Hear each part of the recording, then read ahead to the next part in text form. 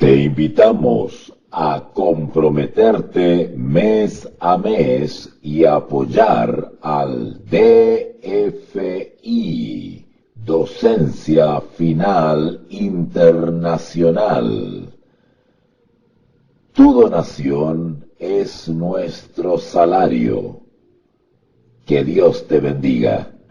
Vamos a iniciar entonces rápidamente, ya que estamos con un pequeño atraso de media hora. Así que vamos a iniciar los comentarios y análisis a la primera carta del apóstol Pablo a los Corintios.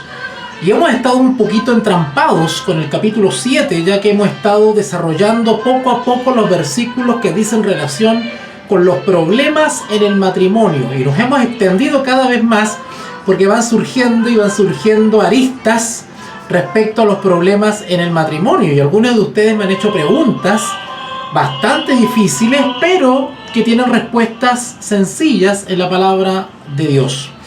Hemos respondido, por ejemplo, preguntas o inquietudes sobre qué pasa con la opinión del apóstol Pablo, ¿no es cierto?, respecto a la condición del soltero, ¿verdad?, o de la viuda, ¿no es cierto? Hemos leído sobre las recomendaciones que él da. También hemos leído sobre ciertos principios establecidos en las Sagradas Escrituras respecto a lo que es el matrimonio, lo que se espera de él, y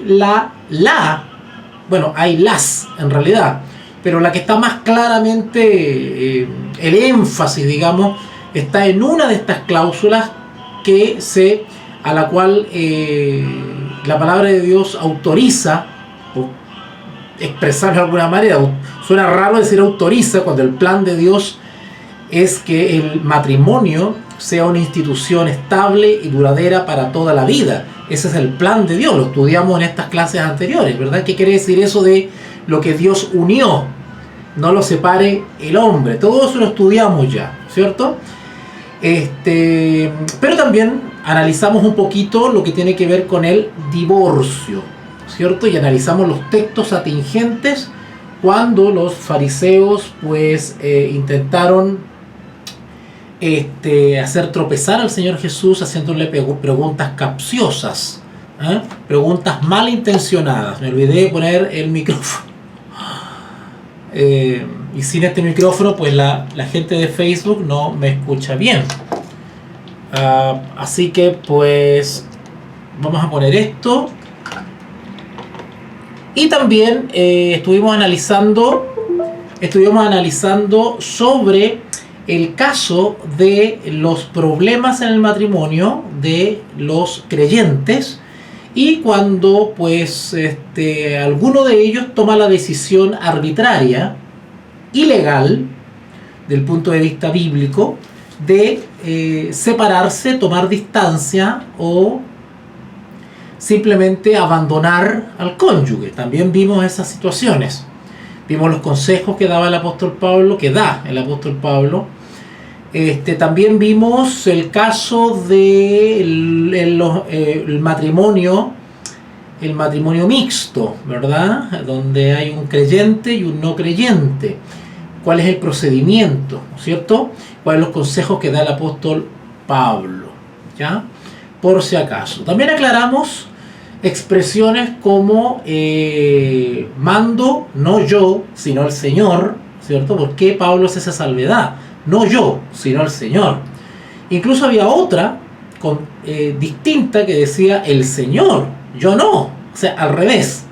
Y estudiamos todo eso también, lo explicamos detalladamente. De hecho, me extendí más de lo que debía, porque la idea mía es atenerme al texto bíblico y comentarlo, pero van surgiendo inquietudes y voy explicando algunas cositas.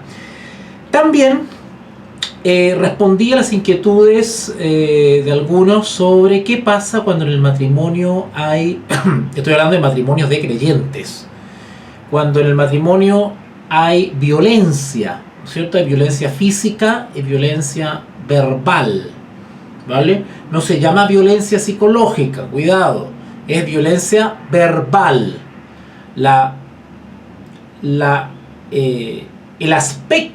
Uno de los aspectos que se ven afectados con la violencia verbal es la psicológica, ¿verdad? Pero también puede ser la social y una serie de otros efectos que tiene la violencia verbal, ¿ok? Es una violencia verbal y la otra es la violencia física. ¿Qué hacer en esos casos? También ayer, de hecho, o ya en 2 transmisiones me he explayado en eso.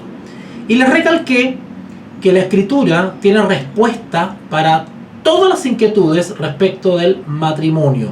No hay situación en el problema del matrimonio, en los problemas en el matrimonio, que no tenga respuesta bíblica, que no tenga una salida, que Dios no haya provisto de orientación, consejo y salida, ¿ok? Así que bueno, vamos a seguir desarrollando un par de versículos más que tienen que ver con el matrimonio y el divorcio, pero también vamos a avanzar con los textos bíblicos, porque si no, no vamos a salir nunca del capítulo 7, ¿ya? Así que lo primero que vamos a hacer es orar para tener la bendición del Señor, solicitar su presencia y su bendición. Así que oremos. Padre nuestro que está en los cielos, santificado sea su nombre. Gracias, Señor, por el momento que nos regalas sin merecerlo, de poder apartar un momento en nuestra vida, en nuestro diario vivir, para poder dedicarlo a la palabra, a la meditación, a la reflexión, al aprendizaje y a la enseñanza. Padre del cielo, todopoderoso, grande en misericordia, nuestro único Dios verdadero, creador de los cielos y de la tierra, nos presentamos ante ti con un corazón lleno de gratitud, de agradecimiento, rogando de que tú puedas entregarnos copiosamente a la persona del Espíritu Santo como una lluvia, para que se pose sobre nosotros, ilumine nuestra mente, restaure todo hemisferio, toda región cerebral, que nos ayude a tener una mente fresca, nítida, nutrida, sana, para poder comprender tu palabra. Danos tu visión espiritual para poder comprender esta hermosa carta que estamos analizando, rogando que aquellos que escuchen esta transmisión también se vean grandemente bendecidos y edificados espiritualmente. Gracias por aquellos que están presentes y por aquellos que no están, pero seguramente en algún momento verán esta transmisión y se reconfortarán con los análisis y comentarios que estamos haciendo. Gracias, Padre, en el nombre de tu Hijo Jesús, nuestro Salvador y Rey. Amén y amén. Bueno, amigos, vamos a iniciar entonces los comentarios a 1 Corintios capítulo 7. 1 Corintios capítulo 7. Y habíamos quedado en el versículo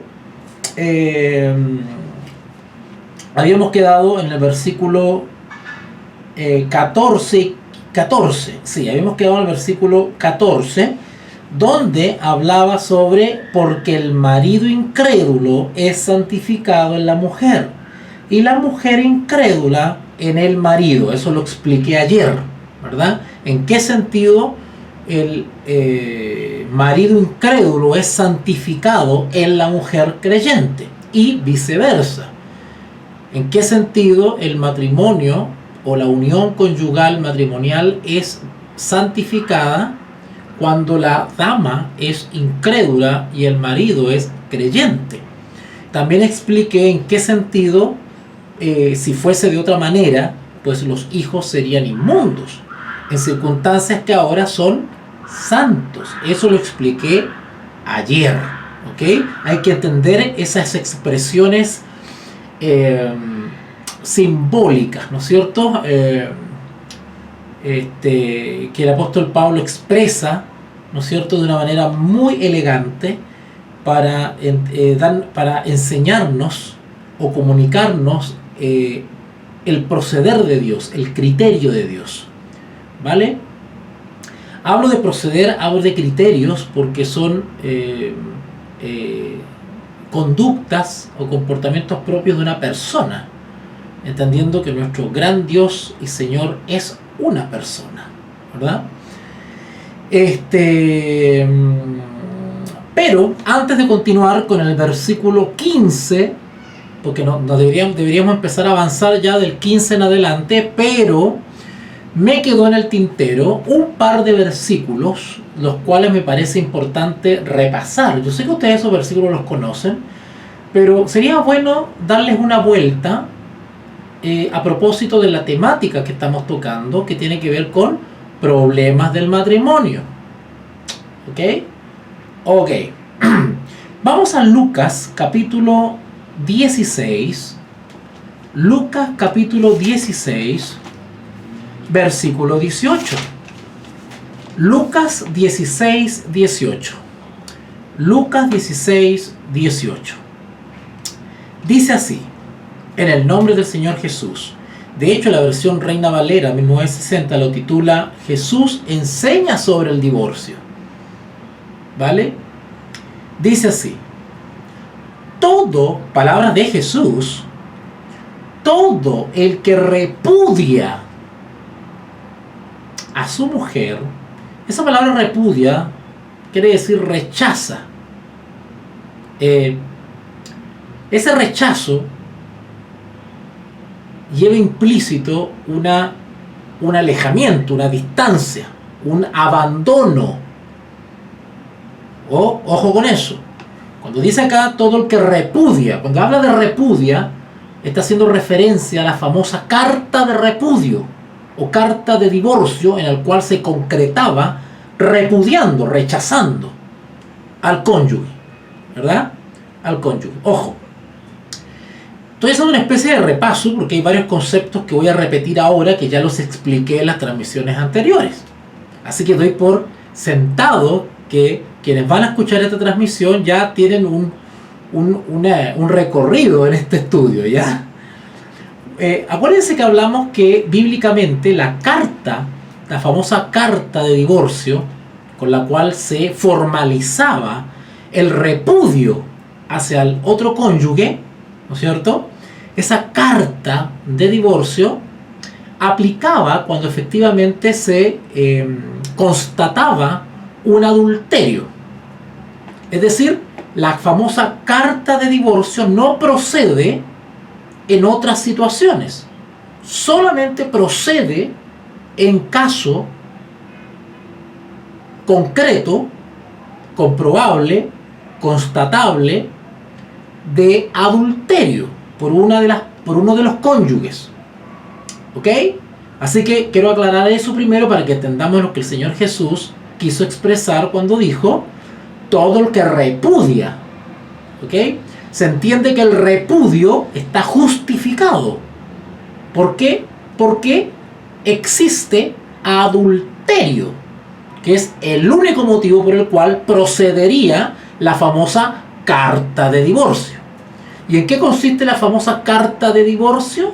Pues la carta de divorcio es una formalidad para luego concretar en la práctica el repudio hacia el cónyuge adúltero. ¿Vale? Hay un alejamiento, una distancia, un abandono, una separación, ¿verdad? La carta de divorcio es la formalidad que inicia el proceso de disolución del matrimonio. ¿Vale? Está claro eso, ¿no es cierto? Está establecido. La carta de divorcio solamente procede cuando existe adulterio. No aplica para otro tipo de situaciones o problemas en el matrimonio. Todo eso lo he explicado latamente en transmisiones anteriores. Así que, en ese sentido, vamos a entender lo que dice el Señor Jesús. Estoy en Lucas, San Lucas, capítulo 16, versículo 18. Todo el que repudia a su mujer y se casa con otra, adultera.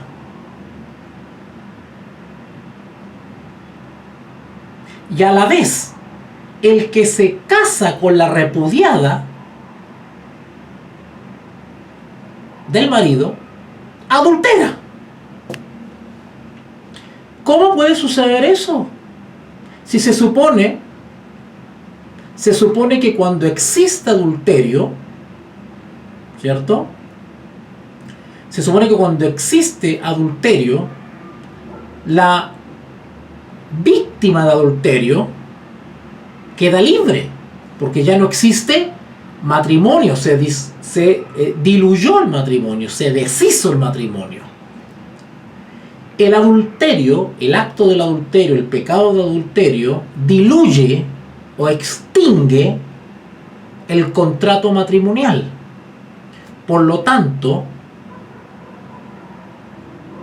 la víctima de adulterio queda libre. ¿Ok? Queda libre. Y si queda libre,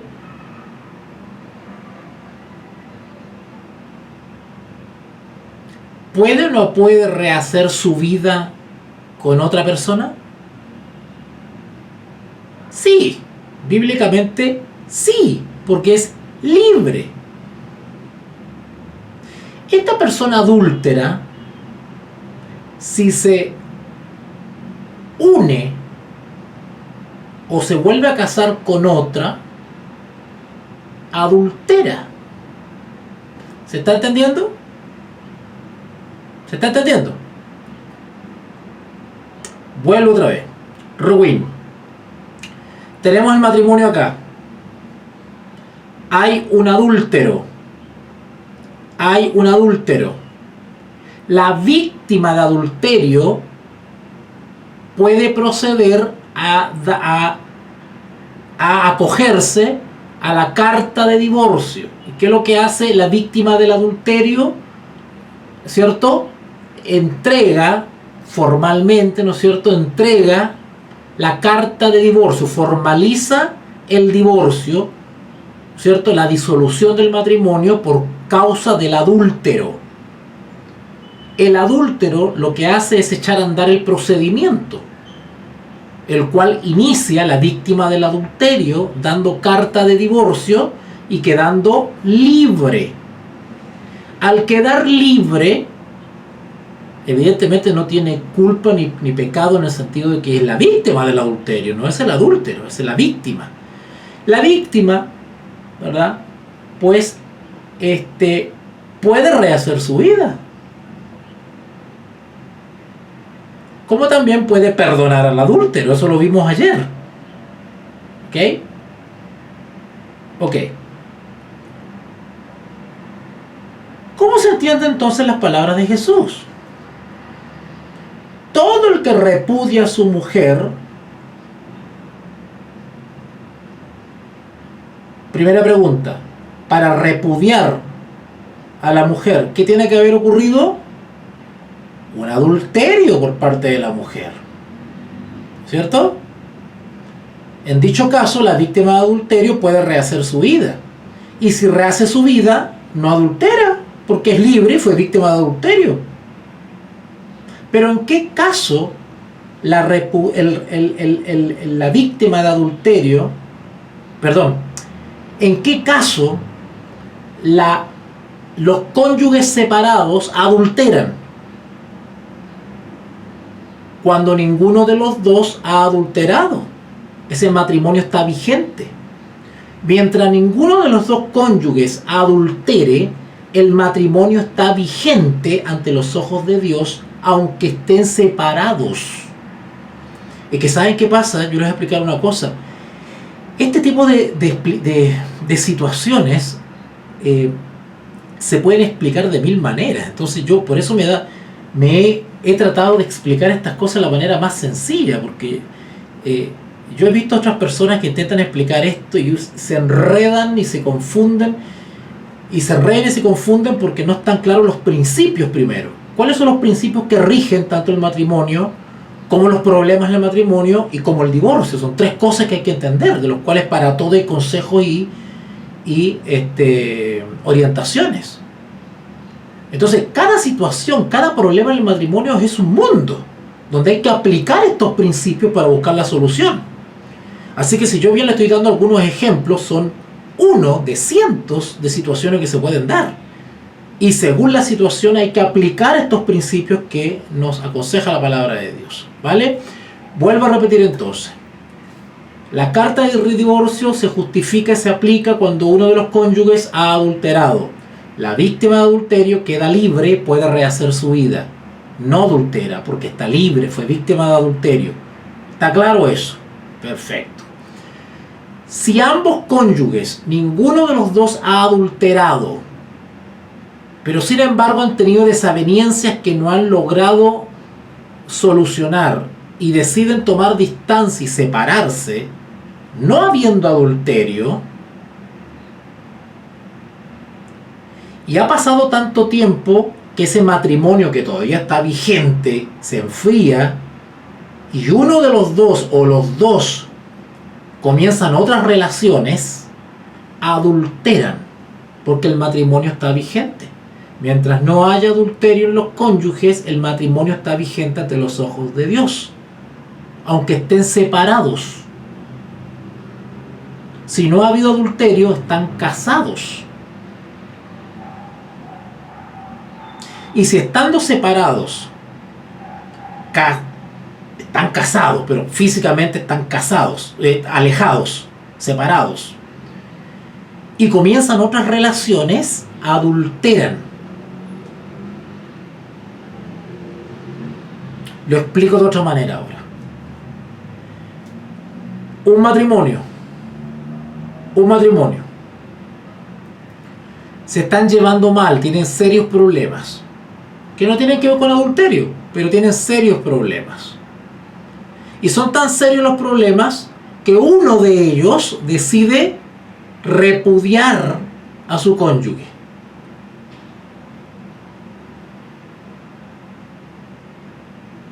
Y se involucra con otra persona. Adultera. ¿Vale? Otro ejemplo. Matrimonio. Están teniendo problemas. Se ponen un poquito graves los problemas. Y uno de los cónyuges le da carta de divorcio a su pareja y se va con otra. Adultera. Primero, porque se involucró con otra persona estando casada. Segundo, aplica mal la carta de divorcio, porque la carta de divorcio solamente se aplica cuando existe adulterio. O sea, usar como excusa la carta de divorcio porque me llevo mal y tengo un problema para adulterar finalmente es un autoengaño. Eso es lo que sucede en este texto bíblico que estamos leyendo. Todo el que repudia a su mujer, Jesús se está refiriendo al que repudia a su mujer no habiendo adulterio. Simplemente porque hay un problema, están teniendo algunos conflictos, porque por el motivo que sea. Pero el que repudia a su mujer no habiendo adulterio, que es el caso que después se está refiriendo a Jesús acá, y se casa con otra, adultera. Porque no está autorizado a casarse con otra porque no ha habido adulterio, todavía sigue casado. Todo aquel que repudia a su mujer y se casa con otra, adultera. Ok. De manera arbitraria, le da carta de divorcio no habiendo motivo, como excusa para irse con otra. Concreta el adulterio. La víctima de adulterio,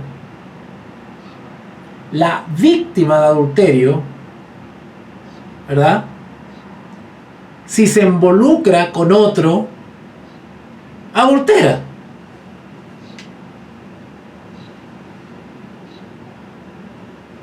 ¿Te das cuenta?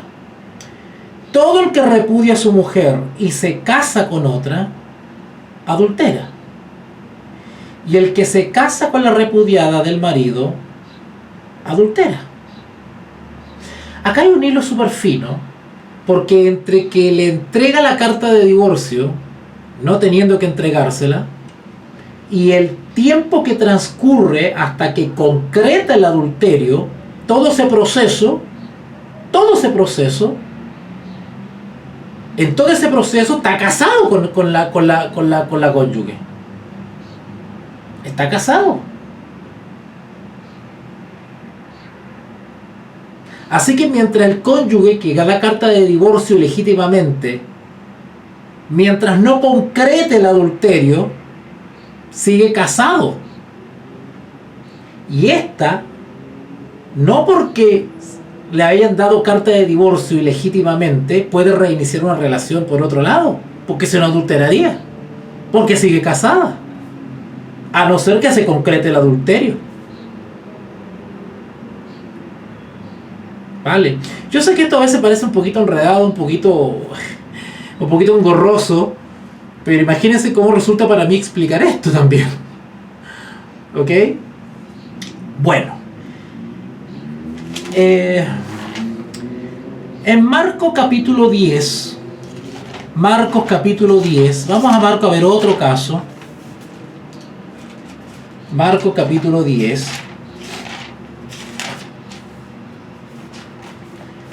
del versículo 2 al 12. Marcos capítulo 10, del versículo 2 al 12. Estamos viendo problemas en el matrimonio. Marcos capítulo 10, de versículo 2 al 12. Vamos a leer la historia completa y vamos a ir analizándola. Dice así. Marcos capítulo 10, versículo 2. Y se acercaron los fariseos y le preguntaron para tentarle si era lícito al marido repudiar a su mujer. Bueno, yo le pregunto a los que me están escuchando, ¿es lícito repudiar a la cónyuge, a la mujer? ¿Es lícito o no es lícito? Depende. Si existe adulterio, sí, es lícito. Aplica la carta de divorcio, Así que la pregunta capciosa que le hicieron a Jesús, claro, ¿es lícito al marido repudiar a su mujer? Depende. Si hubo adulterio, sí. Si no hubo adulterio, no. Él respondió y les dijo: ¿qué os mandó Moisés? Ellos dijeron: Moisés permitió dar carta de divorcio y repudiarla. Pero lo que no dicen es por qué motivo. No se da por cualquier motivo la carta de divorcio. Versículo 5. Y respondió Jesús: por la dureza de vuestro corazón se le permitió a Moisés aplicar esta carta de divorcio. No porque sea la voluntad de Dios, ni el ideal de Dios, esto lo expliqué ayer, sino que por una excepcionalidad en el conflicto matrimonial, pero por causa de adulterio, no por otra causa. Por la dureza de vuestro corazón, por eso es el adulterio. Y por eso son los problemas en el matrimonio, por la dureza del corazón. Ya expliqué todo eso detalladamente ayer. ¿Por qué hay problemas en el matrimonio? ¿Debido a qué? ¿Cuál es la causa espiritual del problema en el matrimonio? Eso lo expliqué ayer. Por la dureza de vuestro corazón os escribió este mandamiento. Pero al principio de la creación, varón y hembra los hizo Dios, haciendo referencia al plan original de Dios. Por eso dejará el hombre a su padre y a su madre, y se unirá a su mujer. Ahí explica un poquitito, ¿no es cierto?, el proceso de esta unión. Y los dos serán una sola carne. Así que no son más ya dos, sino uno. Por tanto, lo que Dios juntó, también expliqué eso ayer, ¿qué significa? No lo separe el hombre. Y luego, los discípulos en privado quedaron como con la inquietud y le hacen de nuevo una pregunta a Jesús. Versículo 10. En casa volvieron los discípulos a preguntarle de lo mismo y les dijo, Jesús le responde a los discípulos: cualquiera Y acá se nos va a aclarar el texto que analizamos anteriormente. Cualquiera que repudia a su mujer. Notaron que Jesús reconoce y sabe que sí es lícito repudiar, pero no por cualquier motivo.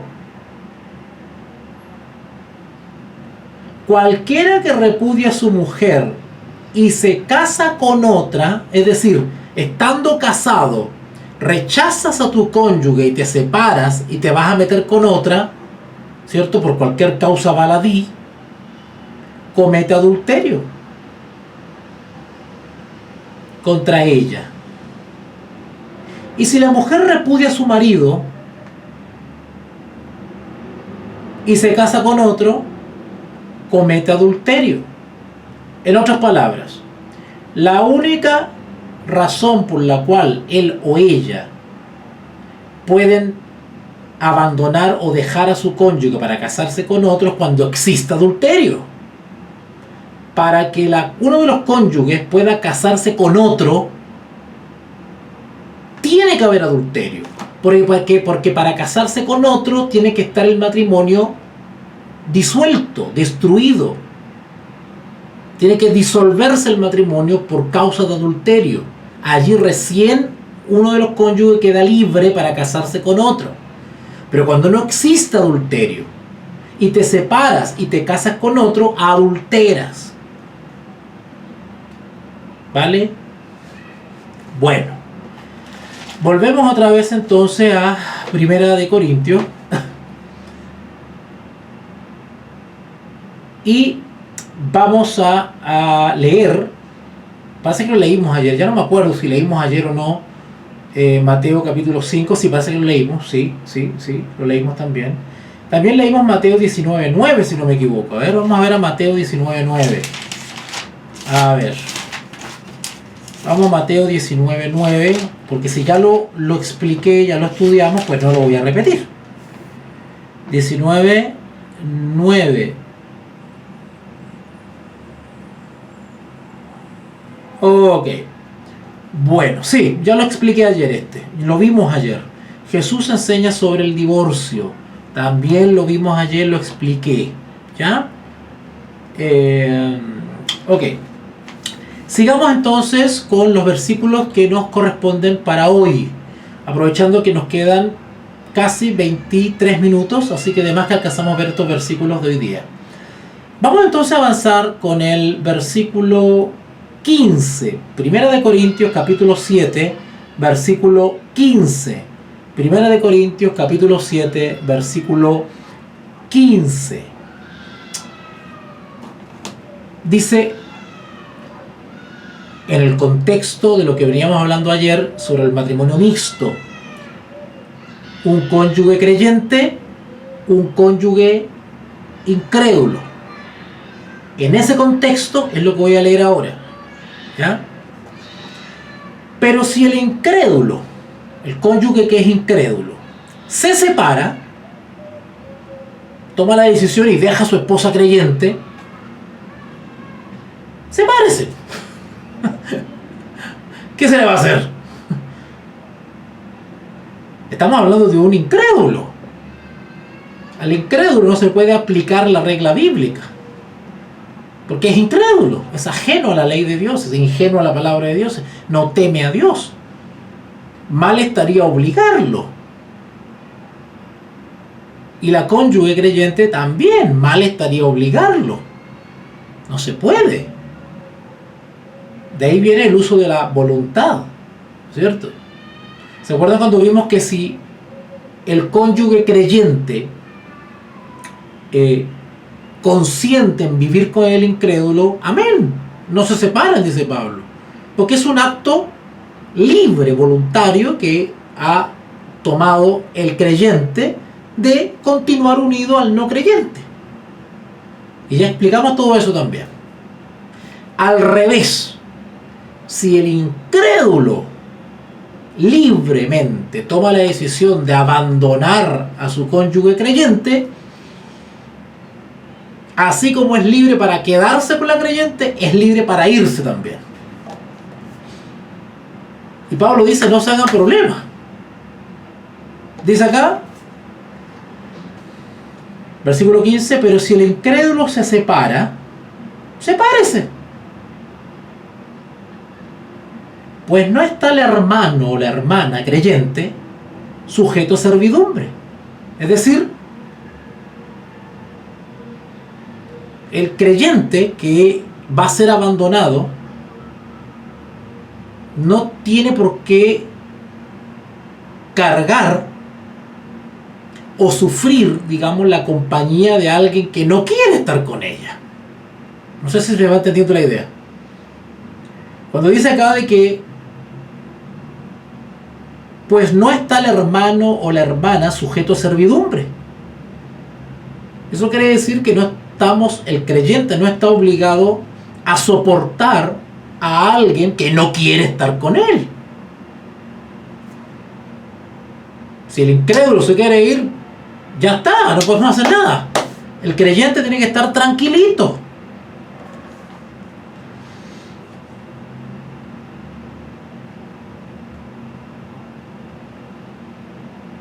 Pero si el incrédulo se separa, sepárese. Pues no está el hermano o la hermana sujeto a servidumbre en semejante caso,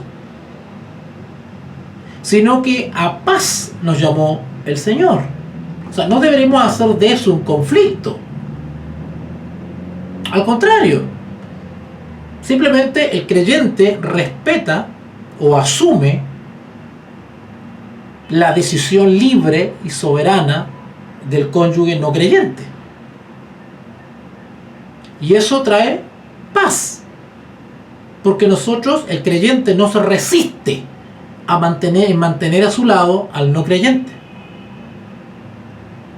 Como dice un dicho por ahí mundano, ¿no es cierto? Si no fue tuyo, o sea, si se fue porque nunca fue tuyo. Algo así dice, ¿verdad? Bueno. El versículo 16 dice: porque, ¿qué sabes tú, oh mujer, si quizás harás salvo a tu marido? ¿O qué sabes tú, oh marido, si quizás harás salva a tu mujer? Este versículo viene a cerrar lo que estudiamos ayer.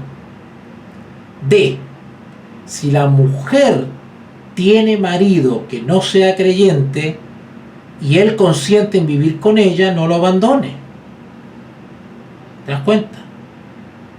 A ver, la regla general es la siguiente.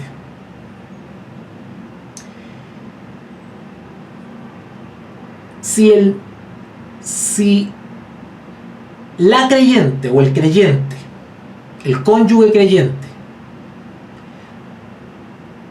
está casado con un no creyente y el no creyente consciente, no tiene problema en vivir con la creyente, amén, dice, no hay motivo para abandonar. El hecho que no sea creyente no es motivo para abandonarlo, al contrario, es un motivo para ganarlo, ¿vale? En ese sentido dice el versículo 16: porque ¿qué sabes tú, oh mujer, si quizás harás salvo a tu marido? ¿O qué sabes tú, oh marido, si quizás harás salvo a tu mujer? ¿Se dan cuenta? Pero hace un paréntesis, ese es el tema, por eso algunos se confunden, porque el versículo 15 es como un paréntesis en este caso. Y ahí dice, ¿no es cierto? Pero, en este caso, si el incrédulo ya no consiente, sino que se quiere ir, Pablo dice: no te hagas problema, déjalo que se vaya, ya está. Busca la paz. ¿Ok? Yo espero que haya quedado claro eso hoy día, porque así vamos a empezar a avanzar más rápido con este capítulo 7 de Primera de Corintios, en lo cual todavía no podemos avanzar mucho. ¿Ya?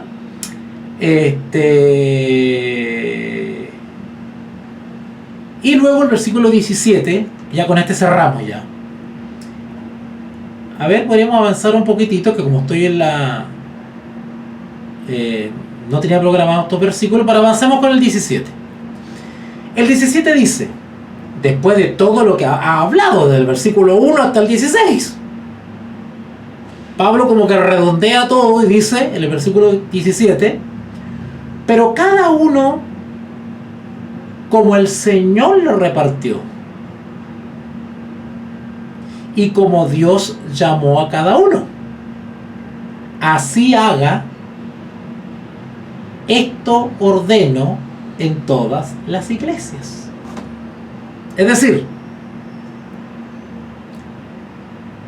según en el estado, llamémoslo, según el estado civil en que recibiste la luz, mantente así, siguiendo estos principios. Así ordeno en las iglesias del Señor, a todas las iglesias, dice Pablo. Sigan estos consejos en todas las iglesias. Estás soltero, guíate conforme a los principios que se dan en la palabra de Dios para el soltero.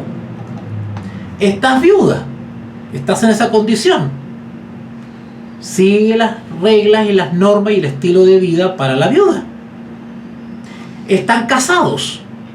Sigan los consejos y las directrices que han sido dadas para los casados. Estás casado con un incrédulo. Sigue los consejos, las orientaciones que se han dado en esos casos. Ha ocurrido un adulterio. Sigue los consejos y los procedimientos que se han dado en la palabra de Dios para esos casos. Eso es lo que está expresando el versículo 17. Pero cada uno como el Señor le repartió. Y como Dios lo llamó a cada uno. Así haga. Así haga quiere decir así condúzcase. Esto ordeno a todas las iglesias. Avancemos al 18, ya me estoy entusiasmando ya. Pero ahora sí dejámoslo hasta acá nomás, ¿ya? Vamos al 18. Pregunta Pablo, siempre tan retórico Pablo, ¿eh? Me encanta esa retórica de Pablo. ¿Fue llamado alguno siendo circunciso? Noten que primero da el ejemplo y ahora empieza a tocar casos puntuales, como para reafirmar lo que explicó en el 17. ¿Fue llamado alguno circunciso? Quédese circunciso. ¿Fue llamado alguno siendo incircunciso? No se circuncide.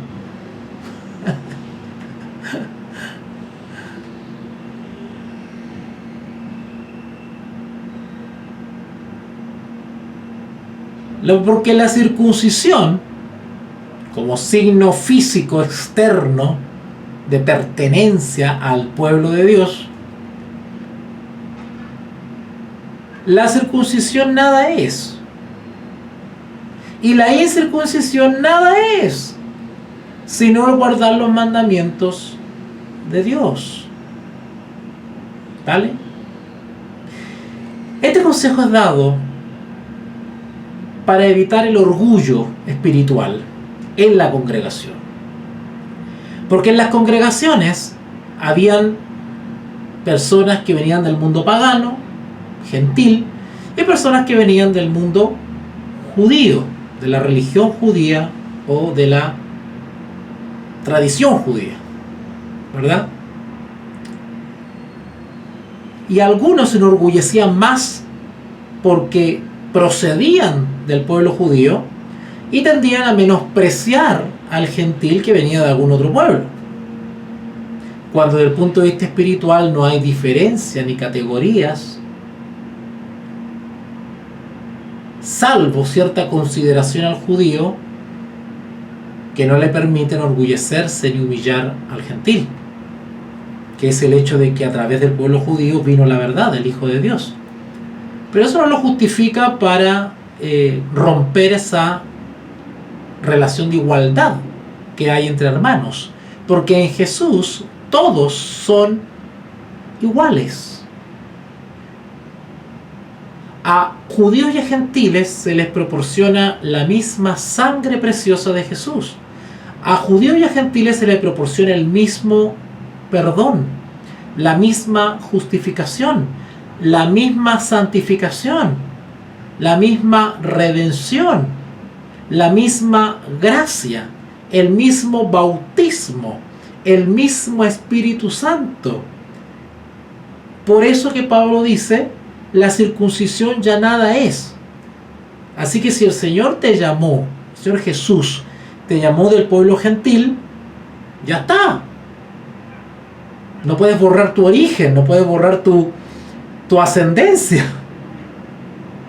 Pero ahora ya no eres, del punto de vista espiritual, ya no eres pagano. Ahora eres un hijo de Dios. Y el judío, ¿verdad?, ya no es, o digamos, ya no pertenece propiamente tal a la religión judía, sino que ahora es creyente en Jesús. Y de ambos, el Señor ha hecho un solo pueblo, el pueblo de los creyentes, o más conocido como los cristianos.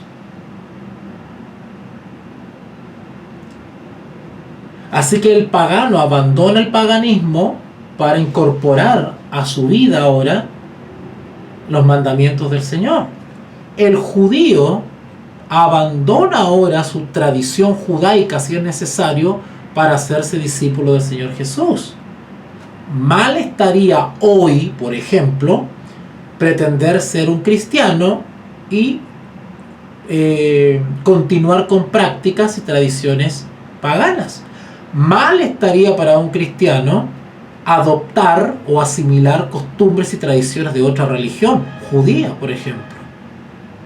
¿Vale? Porque de ambos el Señor ha hecho uno, pero requiere también de desligarse de sus antiguas prácticas para adoptar los mandamientos del Señor. ¿Ok? ¿Ok?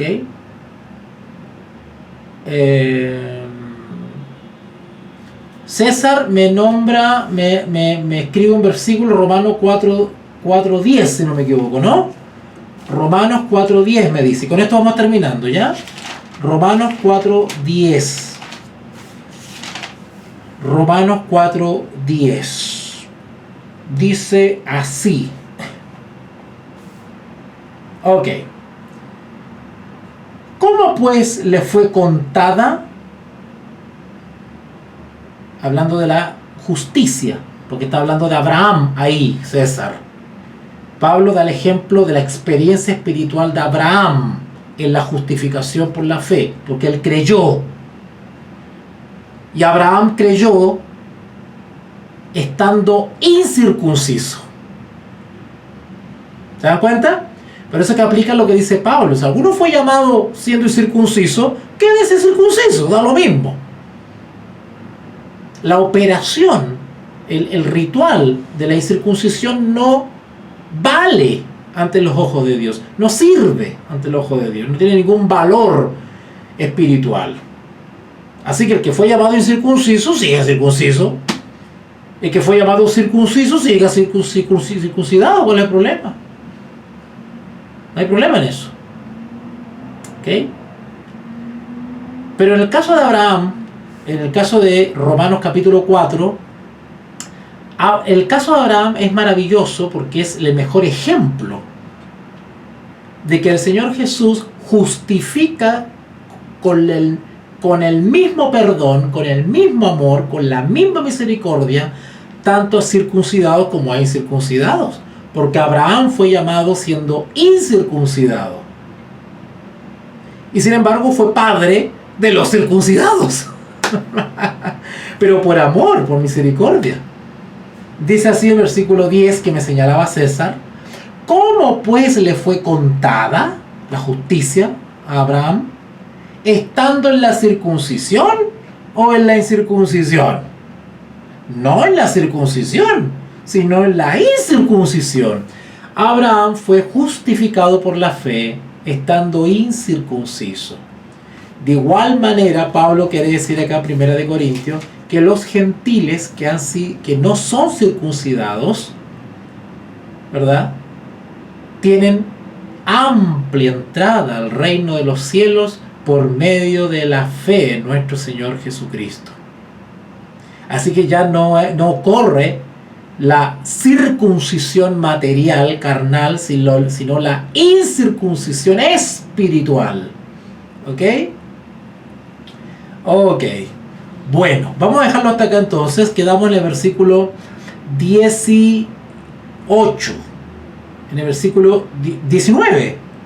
Quedamos en el 19. La circuncisión no es nada y la incircuncisión nada es, sino guardar los mandamientos del Señor. Es decir,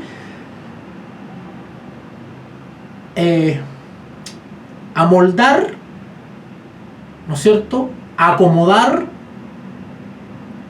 o asimilar nuestra existencia diaria a los principios de la palabra de Dios. Eso es lo importante. No es si perteneces allá, que la iglesia de allá, que el letrero, que soy nacido en la iglesia, que no sé qué, que soy más bonito, que me pongo corbata, que yo no me pongo corbata, que no sé qué, que él predica bonito, que él sabe más, que sabe menos, que leyó más libros, que leyó menos libros, que viajó aquí, que viajó allá, que es más no sé qué, que el hijo de no sé quién. Eso no importa. Acá dice Pablo, sino el guardar los mandamientos de Dios. Es eso lo que espera el Señor de los que profesan ser sus hijos. A la hora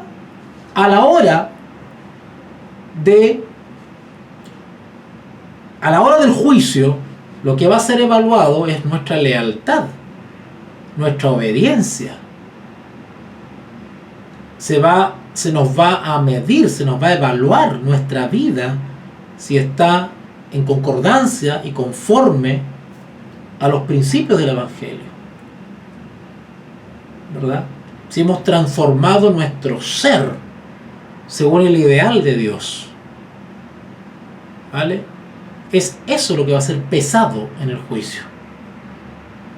No cuántas veces predicaste, cuántas veces hiciste obra misionera y cuántos libros regalaste. Ese tipo de cosas no tienen valor, porque no es que estés desechando las obras, pero no tienen valor cuando el corazón todavía está incircuncidado, cuando todavía el corazón es de piedra, cuando todavía somos esclavos.